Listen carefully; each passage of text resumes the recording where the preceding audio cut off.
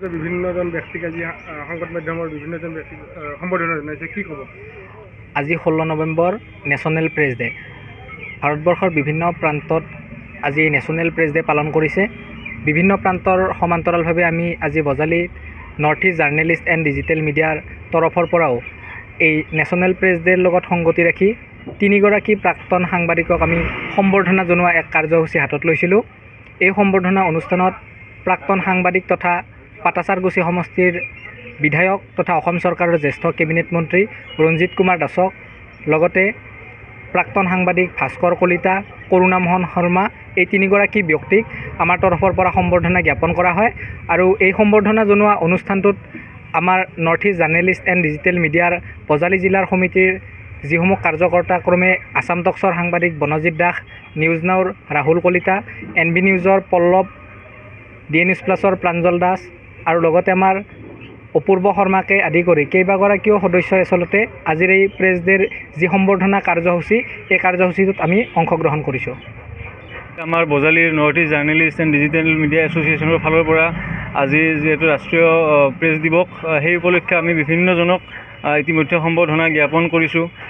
তাৰ মাজতে এটি অতিকৈ দুখৰ বিষয় যে আচলতে বজালি প্ৰশাসনে আমাৰ সাংবাদিকতাৰ গুৰুত্ব বিষয়টোক যি ধৰণে ল'ব লাগিছিল সেই ধৰণে লোৱা আমি দেখা নাপালোঁ।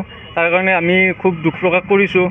আচলতে সংবাদ মাধ্যম আৰু সাংবাদিকতা এই বিষয়বস্তুটোক যি ধৰণে আমাৰ প্ৰশাসনে দাঙি ধৰিব লাগিছিল বজালি জিলাৰ মাজমজিয়াত, কিন্তু আমি সেইখিনি সংবাদ মাধ্যমে কোনো ধৰণৰ প্ৰশাসনৰ পৰা আমি একো সঁহাৰি নাপালোঁ। বিভিন্নজন ব্যক্তিক আজি সংবাদ মাধ্যমৰ বিভিন্নজন ব্যক্তিক সম্বোধনা জনাইছে, কি ক'ব? আজি 16 নৱেম্বৰ নেশ্যনেল প্ৰেছ ডে।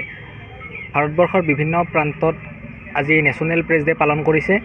বিভিন্ন প্ৰান্তৰ সমান্তৰালভাৱে আমি আজি Bajali north east journalist and digital মিডিয়াৰ তৰফৰ পৰাও এই নেশ্যনেল প্ৰেছ ডেৰ লগত সংগতি ৰাখি তিনিগৰাকী প্ৰাক্তন সাংবাদিকক আমি সম্বৰ্ধনা জনোৱা এক কাৰ্যসূচী হাতত লৈছিলোঁ। এই সম্বৰ্ধনা অনুষ্ঠানত প্ৰাক্তন সাংবাদিক তথা পাটাচাৰগুছি সমষ্টিৰ বিধায়ক তথা অসম চৰকাৰৰ জ্যেষ্ঠ কেবিনেট মন্ত্ৰী ৰঞ্জিত কুমাৰ দাসক লগতে প্ৰাক্তন সাংবাদিক ভাস্কৰ কলিতা, কৰুণা মোহন শৰ্মা এই তিনিগৰাকী ব্যক্তিক আমাৰ তৰফৰ পৰা সম্বৰ্ধনা জ্ঞাপন কৰা হয়। আৰু এই সম্বৰ্ধনা জনোৱা অনুষ্ঠানটোত আমাৰ north east journalist and digital মিডিয়াৰ বজালি জিলাৰ সমিতিৰ যিসমূহ কাৰ্যকৰ্তা ক্ৰমে আছাম টক্সৰ সাংবাদিক বনজিৎ দাস, নিউজ নাওৰ ৰাহুল কলিতা, NB নিউজৰ পল্লৱ, DA নিউজ প্লাছৰ প্ৰাঞ্জল দাস আৰু লগতে আমাৰ অপূৰ্ব শৰ্মাকে আদি কৰি কেইবাগৰাকীও সদস্যই আচলতে আজিৰ এই প্ৰেছ ডেৰ যি সম্বৰ্ধনা কাৰ্যসূচী এই কাৰ্যসূচীটোত আমি অংশগ্ৰহণ কৰিছোঁ। আমাৰ বজালিৰ north east journalist and digital media এছ'চিয়েশ্যনৰ ফালৰ পৰা আজি যিহেতু ৰাষ্ট্ৰীয় প্ৰেছ দিৱস, সেই উপলক্ষে আমি বিভিন্নজনক ইতিমধ্যে সম্বৰ্ধনা জ্ঞাপন কৰিছোঁ। তাৰ মাজতে এটি অতিকৈ দুখৰ বিষয় যে আচলতে বজালি প্ৰশাসনে আমাৰ সাংবাদিকতাৰ গুৰুত্ব বিষয়টোক যি ধৰণে ল'ব লাগিছিল সেই ধৰণে লোৱা আমি দেখা নাপালোঁ। তাৰ কাৰণে আমি খুব দুখ প্ৰকাশ কৰিছোঁ।